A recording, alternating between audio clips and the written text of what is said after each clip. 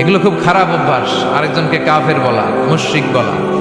আপনি যদি কাউরে কাফের বলেন, সে যদি কাফের না হয় আপনি নিজেই কাফের হয়ে যাবেন। ফতুয়া দেয় তুই কাফের, তুই কাফের, তোর নানা কাফের, তোর পীর সাহেব কাফের, তোর এই কাফের পীর সাহেব মারা গেলে যেখানে কবর দিবে, ওই কবরের উপরে যে ঘাস জন্মাবে, ওই ঘাস যে গরু খাবে, ওই গরুর যে দুধ খাবে, ও কাফের। আছে না এরকম ফতুয়া? এই দেশের জাতীয় খেলার নাম কি জানেন? হাডুডু। টাইনে আপনারা নিচে নিয়ে আসবে। এই দেশে কেউ আগাইতে চাইলে আরে উঠতে দেওয়া যায় না, কেউ উঠতে চাইলে ওরা টাইনে নামায়। কারণ জাতীয় খেলা হাডুডু। হাডুডুর নিয়ম হচ্ছে একজন সামনে যাবে আর সবাই ওর ঠ্যাং ধরে টানবে। কথা বলেন? এই জন্য এগুলো বাদ দেন। ইসলামের মধ্যে, মুসলমানদের ভ্রাতৃত্বের মধ্যে ফাটল তৈরি না করে ঐক্য প্রতিষ্ঠা করেন।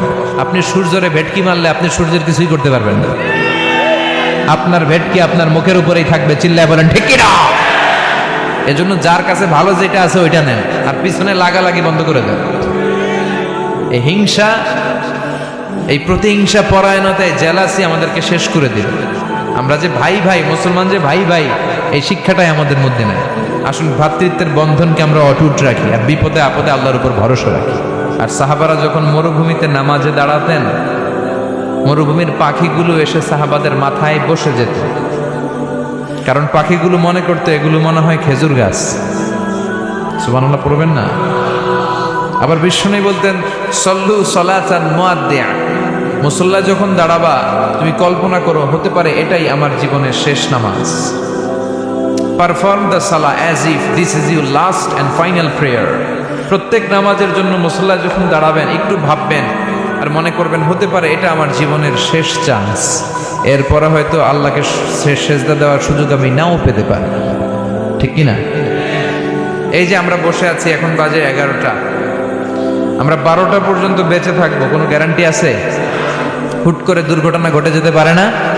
হ্যাঁ, কেউ যদি বোমা মেরে বসে একটা, সব শেষ। এই যে নিউজিল্যান্ডে আজকে গুলি মেরে কি করছে দেখছেন?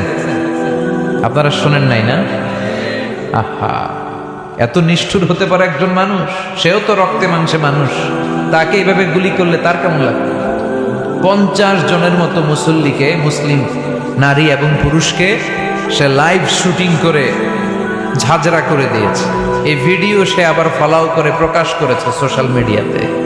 আল্লাহ এগুলোরে তুমি হেদায়েত দাও। আজকে কোনো মুসলমান যদি করতো, পৃথিবীর সব মিডিয়াগুলো ফলাও করে প্রকাশ করতো টেররিস্ট অ্যাটাক। আর খ্রিস্টানরা যদি এই কাজ করে, কয় মানসিক রোগী। কি কয়? কয় হেতে পাগল, হেতে কি? আর মুসলমানরা করলে টেররিস্ট অ্যাটাক, জঙ্গি।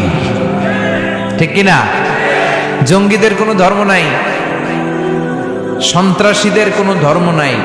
সন্ত্রাস এটাই তার ধর্ম। কথা বলেন? ভিডিও গেমস খেললে যেভাবে মারে, ছোট বাচ্চারা যে ভিডিও গেমস খেলে সে এইভাবে আমাদের ভাই বোনদেরকে মেরেছে। যারা এখানে প্রাণ হারালো, আল্লাহ তুমি তাদেরকে শাহাদাতের সর্বোচ্চ মর্যাদা নসিব করো। দেখেন গোটা বিশ্বব্যাপী এখন কি বলে এই লোকের ব্যাপারে। আজকে মুসলমান করলে গোটা বিশ্ব কেঁপে যেত। মুসলমানদের রক্তের এখন কোনো দাম নাই। একটা কুকুরের দাম আছে কিন্তু মুসলমানের দাম নাই। চিল্লা এখন ঠিক কিনা? আমাদেরকে গোটা বিশ্বব্যাপী মারে, অত্যাচারের স্টিম রোলার, কিন্তু আমাদের পক্ষে কেউ যে একটা ধমকি দিবে এমন কোন নেতা আমাদের না। এক রিসেপ তাইয়িব এরদোগান, সে গোটা মুসলিম বিশ্বের জন্য চেষ্টা করে যাচ্ছে, কিন্তু ওর পিছনেও শত্রু আছে না নাই? ওর পিছনেও টিকটিকির অভাব নাই। কথা কন? আমাদের কোনো কম্বাইন্ড মিলিটারি নাই। 50টারও বেশি মুসলিম দেশ, আমাদের একটা যৌথ সেনাবাহিনীর দরকার ছিল কি ছিল না? আমাদের যদি যৌথ একটা মিলিটারি থাকতো, পৃথিবীর কোথাও মুসলমানরা আক্রান্ত হলে, কেউ এসে আক্রমণ করলে আমাদের মিলিটারি সেখানে যে প্রতিরোধ করে তুলতো। চিল্লা এখন ঠিক কিনা? লিডারশিপ নাই, সেন্ট্রাল লিডারশিপ নাই, আমাদের কেন্দ্রীয় কোনো মিলিটারি নাই। গোটা বিশ্বব্যাপী আমরা মার খাই। উই আর ওয়েটিং ফর আল ইমাম আল মাহদি। ইমাম মাহদি আসার আগ পর্যন্ত কেউ আমাদেরকে একত্রিত করতে পারবে না। এজন্য যারা আজকে নিহত হলো নিউজিল্যান্ডের এই মসজিদটাতে, আল্লাহ তুমি তাদের জীবনের সবগুলো গুনাহ মাফ করে দাও। তাদেরকে জান্নাতের উচ্চ মাকাম তুমি নসিব করো। সম্মানিত ভাইয়েরা, বলছিলাম কোরআন এমন একটা কিতাব যে কিতাব অন্ধকার থেকে মানুষকে আলোর দিকে নেয়, ঠিক কিনা? আলোর দিকে নেয়। আর বক্তব্য হওয়া উচিত খাটো, সালাত হওয়া উচিত লম্বা। সাহাবারা যখন সালাত পড়তেন পাখি এসে মাথায় বসতো, আর পাখি কি মনে করতো? এটা খেজুর গাছ। সাইয়েদনা আলী রাদিয়াল্লাহু তাআলা আনহুর পায়ের ভেতরে তীর ঢুকেছে, যুদ্ধে জখম হয়েছে, উনি তীর বের করতে পারেন না। তীর ধরে টান দিলে উনি চিৎকার মারে। বিশ্বনবী বললেন, আখিমিস সালাহ আরিহনা বিসসালাহ ইয়া বেলাল, বেলাল ইকামত দাও। আরেক সাহাবীকে বললেন, তুমি লুকিয়ে আমরা যখন নামাজ পড়বো তুমি আমার মেয়ের জামাই আলীর পা থেকে টেনে তীর বের করবে। বিষ্ণু যা বললেন সে তাই করলো। নামাজ চলা অবস্থায় সাইয়েদনা আলীর পায়ের কাছে যে টেনে তীর বের করেছে, ফিনকি দিয়ে রক্ত বেরিয়েছে, কিন্তু সাইয়েদনা আলী টের পায় না। উনিও নামাজ পড়ে, আমরাও নামাজ পড়ি। আমাদের নামাজের মধ্যে কোনো খুশু নাই, খুদু নাই। আল্লাহ বলেন, ক্বাদ আফলাহাল মুমিনুন আল্লাযীনা হুম ফী সালাতিহিম খাশিউন, successful indeed are the believers who offer their 5 times salah with full of solemnity and submission. সফল তারা, ঈমান এনেছে যারা। তবে ওই মুমিন যারা নামাজে যখন দাঁড়ায় তাদের অন্তরে ভয় থাকে কার? আমাদের নামাজে তাড়াহুড়ো আছে না নাই? অনেকে দেখবেন যে রুকু থেকে সোজা হয়ে দাঁড়ানো এটা ওয়াজিব, অনেকে রুকু থেকে কোনো রকম মাথা তুলে সেজদায় দৌড় মারে। দুই সেজদার মাঝখানে ধীরস্থির ভাবে বসা ওয়াজিব, অনেকে একটা সেজদা দিয়ে কোনো রকম মাথা তুলে আরেক সেজদায় দৌড় মারে। আছে না নাই? টেকনাফে বোধহয় এগুলো নাই, আছে? এগুলো করা যাবে। ধীরস্থির ভাবে বিশ্বনবী সালাত পড়তে বলেছেন। এমনকি একামত দিয়েছে, জামাত শুরু হয়েছে, ওই জামাত ধরার জন্য দৌড়িয়ে যে নামাজ পড়া যাবে। নো রাশিং ইন সালাহ, নো হ্যাস্টিনেস ইন সালাহ। সালাতে তাড়াহুড়ো নাই, সালাতে আছে ধীরস্থিরতা, রিল্যাক্স। সালাত মানে কি? রিল্যাক্স করবেন আপনি, আরামসে দাঁড়াবেন, আরামসে রুকু করবেন। বিষ্ণু বলেছেন, ইদা উকিমাতিস সালাহ, যখন নামাজের একামত হয়ে যায়, ফালা তাতুহা তাসাউন, তোমরা দৌড়ে দৌড়ে সালাতে যেও না। ওয়া আতুহা তামশুন, হেঁটে হেঁটে যাবা। একামত হইছে, দৌড় দিবা না, হেঁটে হেঁটে। ফামা আদরাকতুম ফাসাল্লু, যতটুকু যে পাবে ততটুকু পড়বে। ওমা ফাতাকুম ফাআতিমু, যেটা ছুটে যাবে পরে নিজে নিজে পড়বে। কবুল করে নিবে কে?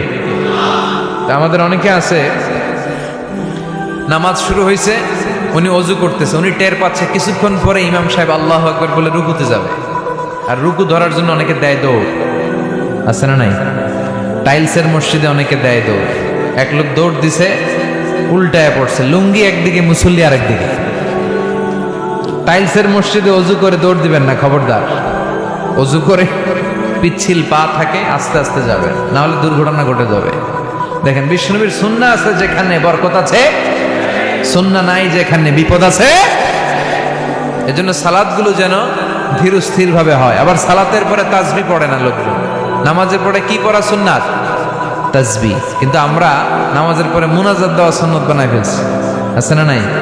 আসসালামু আলাইকুম ওয়া রাহমাতুল্লাহ, আসসালাম, আল্লাহুম্মা আমিন ইয়া আরহামার রাহিমিন। আছে না?